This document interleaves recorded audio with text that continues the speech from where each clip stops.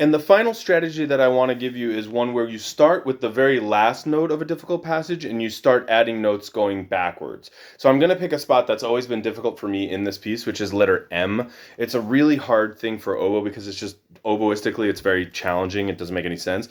So I'll try to play the what it's supposed to sound like, which is that's hard.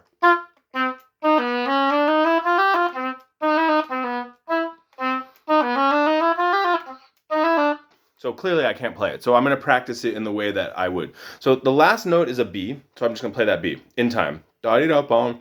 So da-dee-da, da-dee-da. So I know how that goes.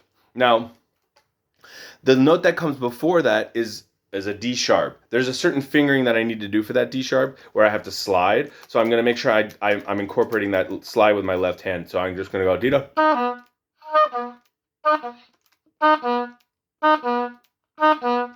Feels good. Now I add the next note. Next note.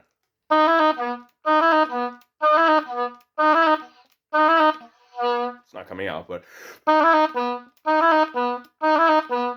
next note.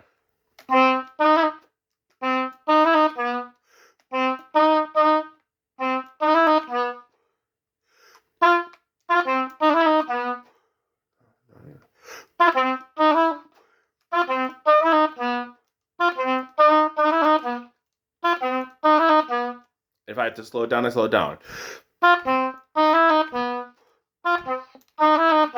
And normally I would use a metronome for this.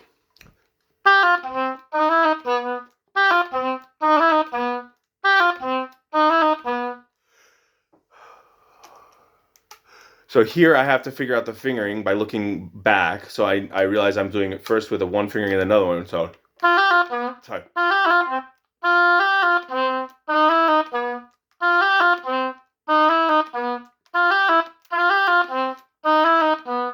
And then I'm moving along.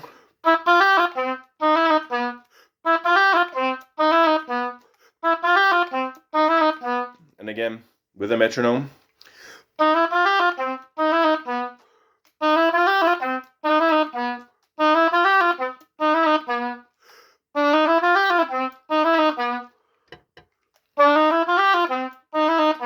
Usually when I get it 3 times in a row, I know that I'm ready to move on.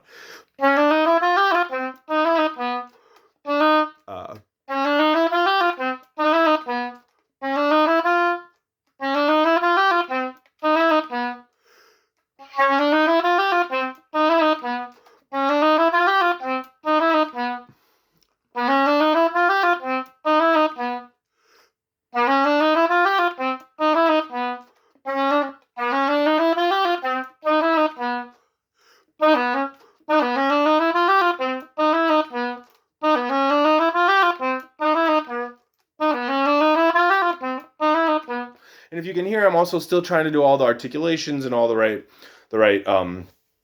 things. So then.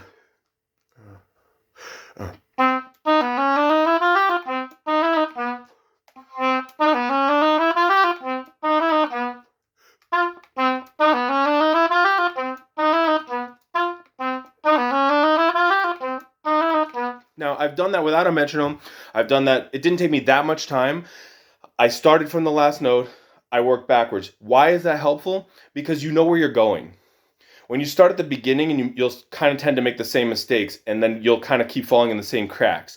If you start at the end, and you move, and you work backwards, as long as you know what the rhythm is, then you kind of you know where you're going each time, and every time you practice it, you practice the ending. Whereas usually when we start from the beginning, we'll make a mistake at a place and then we'll go back to the beginning. So we keep practicing that beginning part until we make that mistake.